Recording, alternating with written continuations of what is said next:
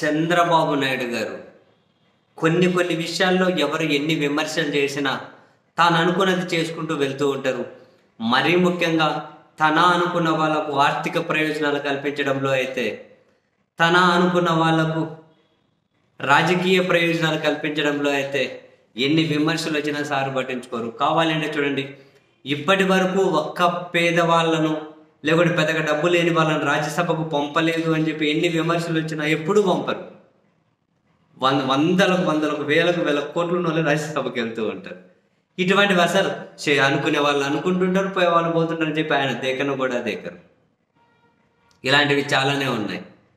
తాజాగా కూడా చూడండి, తాను నివాసం ఉంటున్నటువంటి కరకట్ట మీద ఏదైతే ఇల్లు ఉంటుందో, ఎవరిదా ఇల్లు తెలియదు, లింగమనేని రమేష్దా, లేకుంటే ఆయన ఏమన్నా చంద్రబాబు గారికి గిఫ్ట్ ఇచ్చారా, చంద్రబాబు సార్ ఏమైనా ఇంటికి రెంట్ కడతారా, సరే ఆ ఇల్లు ఎవరిదో తెలియదు, ఇప్పటికీ క్లారిటీ లేదు. దాని మీద ఇప్పుడు హైకోర్టులో కేసు నడుస్తూ ఉంది. ఎందుకంటే అవి అన్ని నిబంధనల ఉల్లంఘన జరిగి అక్కడ కట్టారు, నదిలోనే ఉంది అని. అసలు ఏ ఉల్లంఘన జరగకుండా అక్కడ ఎట్లా కట్టింటారు చూడండి, నదిలోనే. అట్లా పొంగిందంటే అందులోకే పోతూ ఉంటాయి నీళ్లు. ఏ నిబంధన ఉల్లంఘన జరగదా? అన్ని ఉల్లంఘనలు జరిగాయని చెప్పి గత జగన్మోహన్ రెడ్డి గారి సర్కారు కూడా దాని మీద చర్యలు తీసుకునే సిద్ధపడితే ఆయన లింగమనేని రమేష్ హైకోర్టుకి వెళ్ళారు. దాంట్లో విచారణ జరుగుతూ ఉంది.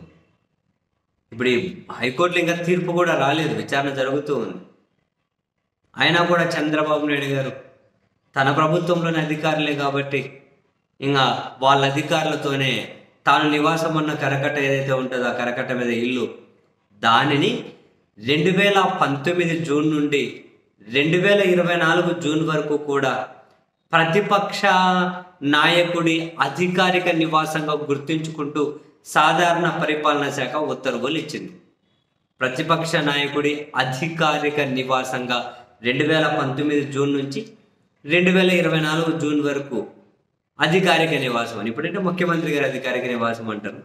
అప్పుడు 5 సంవత్సరాలకు 19 నుంచి 24 ప్రతిపక్ష నాయకుడి అధికారిక నివాసం అని గుర్తించుకుంటూ తాజాగా ఉత్తర్వులు వచ్చాయి. తన కింద పనిచేసే అధికారులతో తన ఇంటికి గడిచిపోయిన 5 సంవత్సరాలకు ఆ ప్రతిపక్ష నాయకుడి అధికారిక నివాసంగా గుర్తింపు. ఎన్ని విమర్శలు వచ్చారు, కోర్టులోనే ఉంది కదా, ఆగచ్చు కదా అని చెప్పి. అంటే అటువంటివి ఏమి ఉండవు. వాళ్ళు అనుకున్నారు అని అంటే అది చేసుకుంటూ వెళ్ళిపోవడమే. కోర్టా ఇంకోటి తర్వాత సంగతి. ఫస్ట్ అనుకున్నారా, చేసేయడమే. ఇప్పుడు కదా ఆయన ఇంటికి ఆయనే అధికారిక ఉత్తర్వులు ఇప్పించుకున్నారు.